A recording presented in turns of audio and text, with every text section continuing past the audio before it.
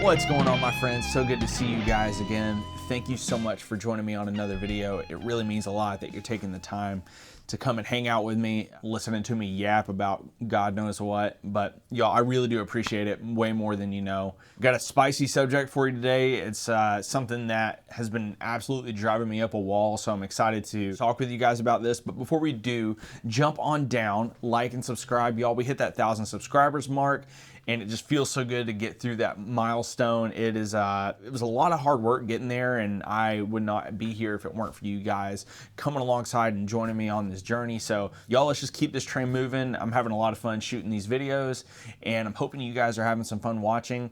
I don't know, after today I might be making some of y'all mad, but hey, that's all right. We're gonna be having a good time. But y'all, like and subscribe if you like what I got going on here. And without further ado, let's jump on into today's topic. So earlier this year, I released a couple videos all about this tour pedal board that I was putting together. And when I say tour, I mean tour, live, just anything that if I need to be playing live, that's the board I'm going to be using. I was doing it to replace my Quad Cortex. Actually, if you haven't seen it, jump on up there, give it a watch if you're at all interested. But I've had lots of comments of the same kind of thing, and I get this across a lot of different videos at this point. On pedal video after pedal video that's out there, just all these people commenting things like, you shouldn't be hiding behind guitar pedals are cheating. You just have these dudes that are out there talking about plugging straight into their tube amp because they think that they're better for it. They feel like they don't need any pedals, and for whatever reason it puts them on a pedestal, a pedestal above everybody else in the guitar world. That has been absolutely driving me crazy. So I thought we'd jump on a video, talk about maybe some of the reasons why people seem to think that that's better, and ultimately talk about why I think that that is completely bogus.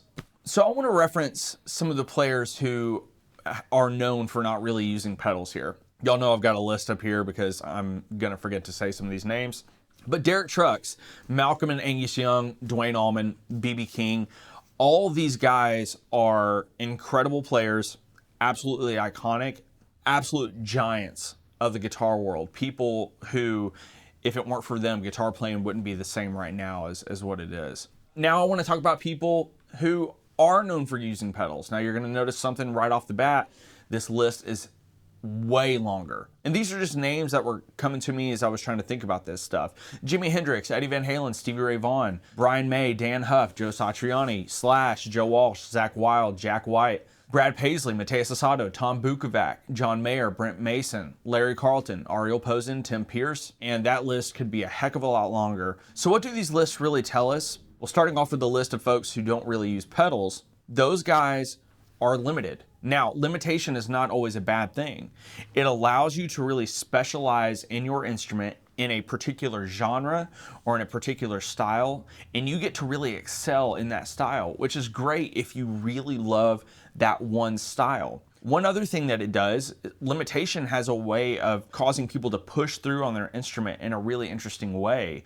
It helps them to come up with interesting new ways of playing. It may help them come up with cool parts, interesting riffs, whatever it might be. Sometimes that limitation is a really great way to help innovate on the instrument itself. Now for the other list, which is people who do use pedals and other effects, we find that there are almost no limitations on the sounds that people are able to achieve. And because of that, we've seen a push in the sound of music as a whole.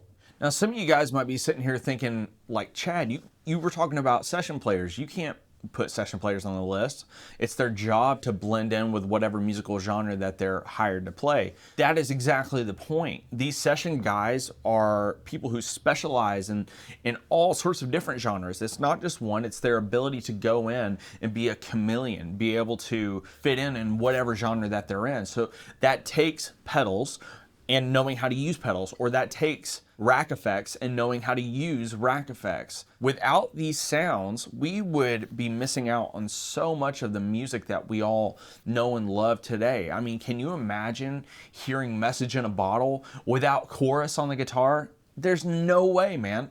No way. Can you imagine hearing Eruption without phaser? I mean, sure, you could do that, but the phaser adds such a cool thing to it. Was his playing incredible? Yes, Eddie's playing was incredible, but that phaser was just such a cool touch, and it made it so unique in comparison to a lot of the other stuff that was out there, along with his playing. Can you imagine hearing Brent Mason without a compressor? Again, would it be good? Yes. But would it be the sound that we all ended up knowing and loving so much? No, it would not have been. So guitar pedals and effects have a way of keeping guitar familiar, but also having a way of pushing the boundary and incorporating a whole new gamut of sounds that we have at our disposal. So one thing I think a lot of people forget about when they're, just rage commenting on a video talking about plugging straight into their tube amp is a lot of modern music contains modern sounds. Not all of it, but a lot of it. And without pedals, we have absolutely no way of recreating that. Now, you might rebuttal and say, I have no desire to play modern music at all. I only want to play the old stuff. That's great, but you cannot just like crap all over someone else because they are trying to play modern music. Or in someone's situation like mine, I get hired to play for bands. I get hired to play for artists. I have to be able to cover a wide array of genres and songs and parts. And if it weren't for pedals and effects, I'd have absolutely no way of doing that at all. Especially living in Nashville, the expectation is that within 10 minutes, you might be playing Folsom Prison Blues, and then you might be playing Don't Stop Believin'. But because of the innovation of having those things, we have the ability to jump around genres, to jump around in times in music. Also, it's just a lot of fun to play around with different sounds and see where they take you as well. Now, I know I've been yapping for a while, and ultimately, y'all, here's the thing. I feel like I've been saying it at the end of every single video lately, but you have to play what you love. You have to play what you enjoy, whether that be a certain genre, style, whether that be plugging straight into an amp or using a massive pedal board. If you're one of those people that loves using a massive pedal board that has just a million different things, a million different options on there, that's awesome. Go for it. But the one thing I will tell you is don't lose sight of the guitar, right? We are guitar players. You're a guitar player. Focus on that guitar, be the best guitar player you can be. One thing I've noticed myself is that as long as you're giving the pedals something good to work with, they oftentimes will give something good back to you. So I guess maybe to put it in more plain terms, if you have the best tone on earth, but the guitar playing sucks, I don't really know what else to tell you. It all sucks. On the flip side, if you're one of those people who loves just plugging into your tube amp and absolutely gunning that thing, that's awesome. Go for it. Whatever style it is that you're doing, dig in. But don't just turn back around and look at these people that are using pedals and think less of them because they have those pedals and they enjoy playing with those sounds. That's just the beauty of it, man. We all get to kind of stretch out in our own little area. We get to explore the sounds we like. We get to play what we like. We get to stick to different genres that we enjoy. If we all just played the exact same things and we all played them the exact same way and we all sounded the exact same way running into the same gear, it would just get a little bit old. So be careful about judging someone or giving them a hard time because they enjoy running through a pedal board. All right, guys, that's all I got for you. I know that that was a little bit of a spicy one, so I appreciate you guys sticking it out with me through that thing. You know, I'm feeling better now. I just needed to get it off my chest. That's, you know, that's all I needed. Jump on down in those comments. Let me know how you feel about pedals versus straight into an amp. Is it something that is dependent on genre or whatever the gig is? I'd be interested in hearing y'all's thoughts on that. So, my friends, thank you guys so much. Jump on down, like, and subscribe, and we will see you guys on the next one. Peace.